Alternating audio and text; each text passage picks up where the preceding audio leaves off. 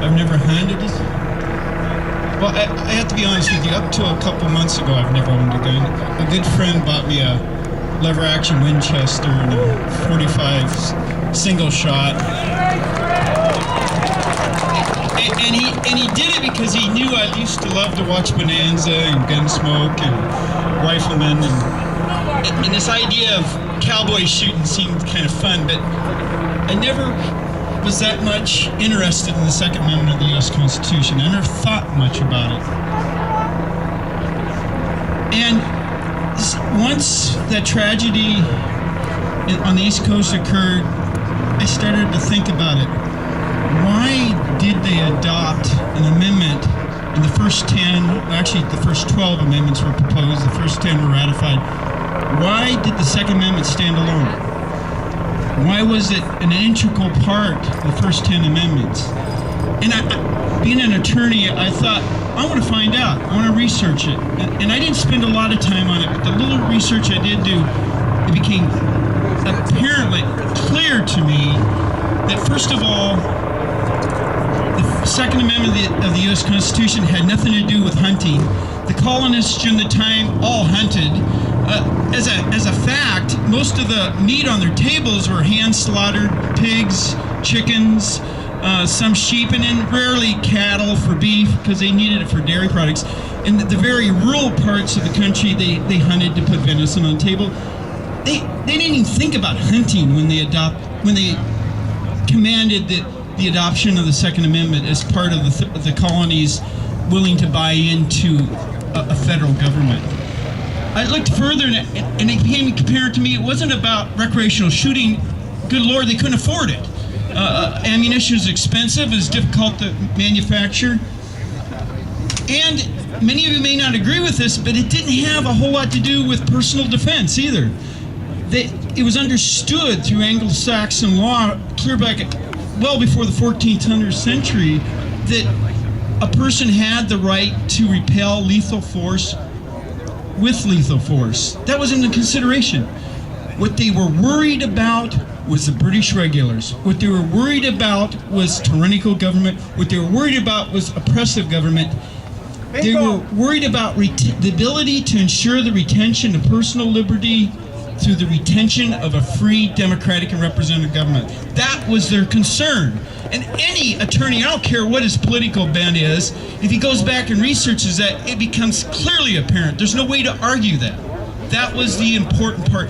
And if you put that to people that don't really think about it or care or are completely on the pro-gun control side, their immediate response, well, if that's the case, why can't you have a ballistic missile? Why can't you have a Sherman tank?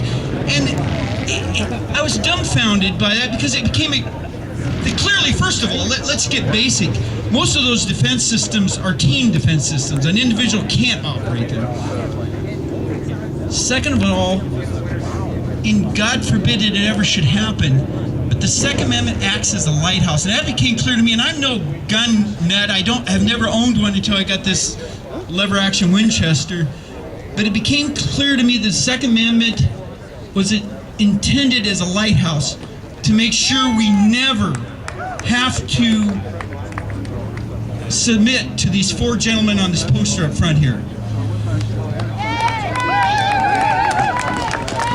And their other reaction to me, it's almost funny. They say, oh, you're going to take on the U.S. Army, the U.S. Air Force, if they decide they're going to take away all your guns? No. What keeps us ever having to face that is the thought that a citizenship armed and a responsible citizenship armed, they're not going to come over your back fence. And it doesn't matter whether you have a grenade launcher or not. What you have will do the job. But it won't do the job with a musketloader. I'm sorry. And so that's why it's critical. And again, I'm not a gun nut. I'm an attorney that works across the street. I'll probably lose my job for coming over here today.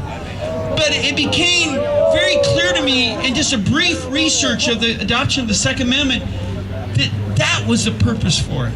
And that's why it's critical that it remain intact. After the tragedy at Sandy Hook, I started, I try to look at things unbiased. That's my responsibility as a judge.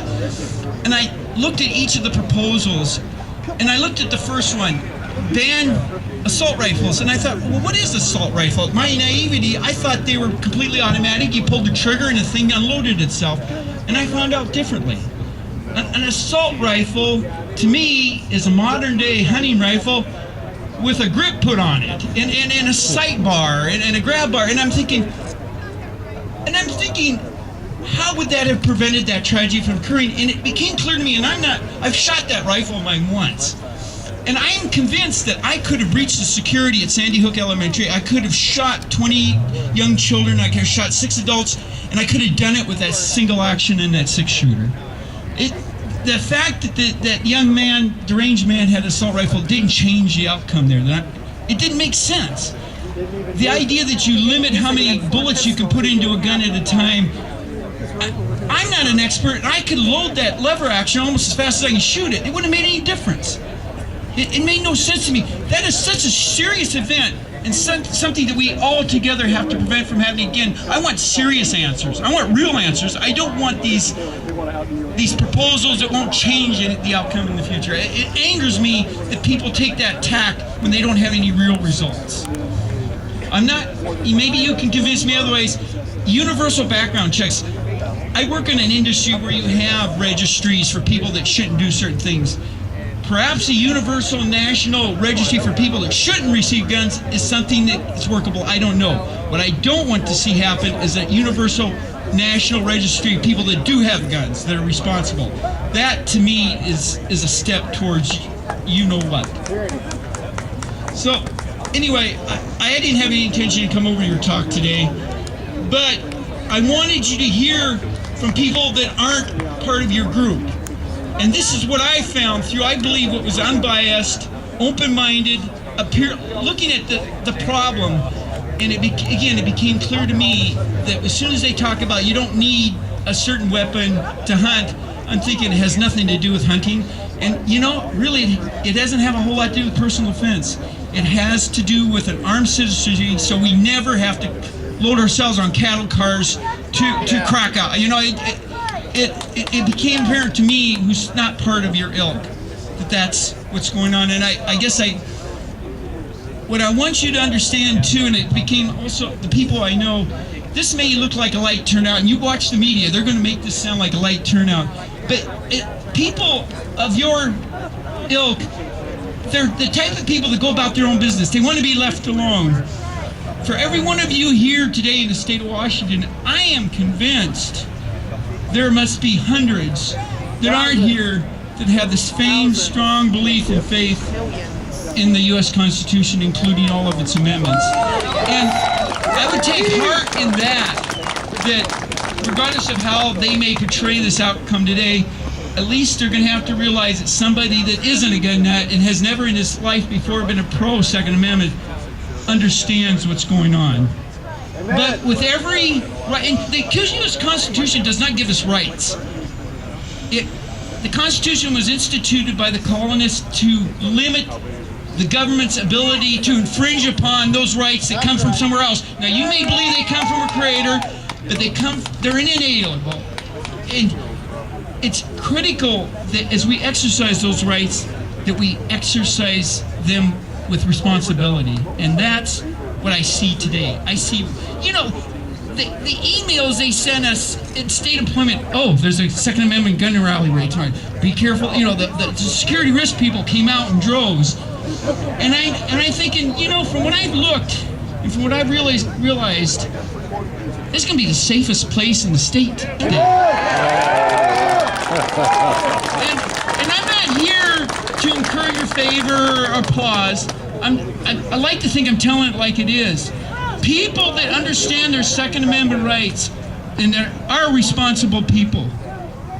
And it's, I always wonder, what's the cure then? Perhaps they need to heighten sentence for people that steal arms. If a person goes out and steals your firearm, I have to assume they're doing it for two reasons. One, they couldn't legally get one anyway because of past bad behavior, or they intend to commit criminal acts. Maybe they need to approach it that way.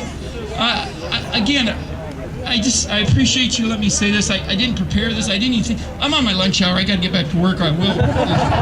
Good. Thank you.